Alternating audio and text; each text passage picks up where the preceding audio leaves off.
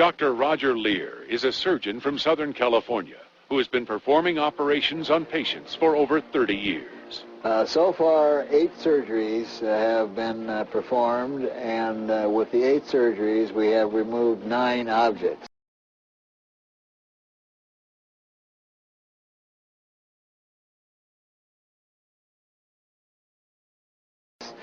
The commonality, of course, is that all the individuals are subjects of the alien abduction phenomena. In 1996, he performed one of the first surgeries to remove an alien implant from the jaw of an alleged abductee. The gentleman that we did the surgery on for the procedure to remove an object from the left jaw was in private industry, and he had a history of alien abduction. As with most abductees, the patient was reluctant to come forward or to have his face publicly shown. There is a certain stigma involved with abductees. They have innate fear about telling somebody about what happened. They may feel that they may lose their job, or their career may be in jeopardy, even financial loss. So there are some very practical things involved. What you are about to see is the actual video of the first implant being removed. We must warn you, this footage is not for the faint of heart. First, the surgeon administers local anesthesia by injection to deaden the area around the implant. Once the surgeon makes his initial incision into the tissue, surgical clamps are applied to keep the wound open. Then, the surgeon deepens the incision, and an X-ray instrument called a fluoroscan is brought in to locate the implant under the skin. Once the implant is located, a probe is inserted, and the implant is finally removed. Dr. Lear described some of the extraordinary findings discovered during this amazing surgery. There is no portal of entry. There's no evidence how the object got inside the body. Then when we look at the soft tissues that surround the object, we find there is no inflammatory response. This is impossible, because anything that enters the body should have an inflammatory response. And then thirdly, they are surrounded by a large number of nerve proprioceptors which are not anatomically correct.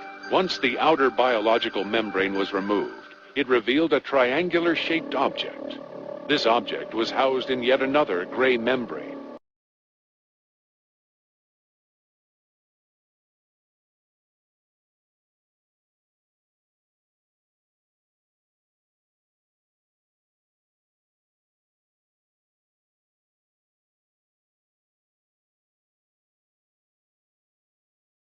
Remarkably, this inner membrane could not be cut, even with a surgical scalpel. The implant was then sent to Los Alamos National Laboratory for metallurgic testing. We knew that when we got the initial report back from Los Alamos that we didn't have something that was common, because Los Alamos is a world-class laboratory and would not recommend further testing on anything that they didn't feel was strange. So it was the combination of elements that were in these objects that I think inspired them to advise us that more tests should be done.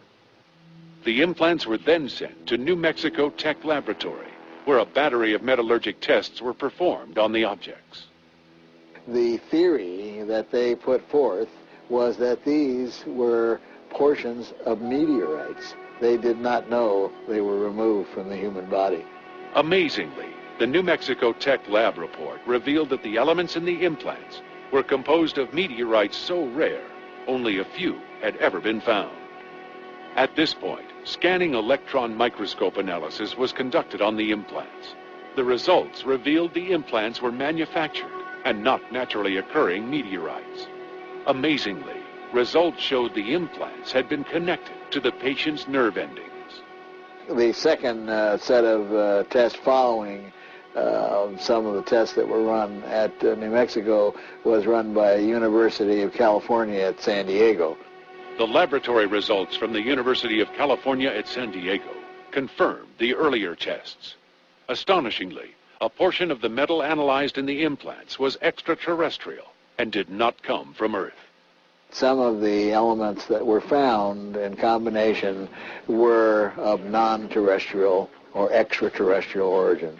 The evidence is overwhelming. The implications are staggering. In each case, the chain of evidence has been documented, and the test results are shocking. This could be the proof that science has been looking for. The implications of this discovery are worldwide and affect every single living human being.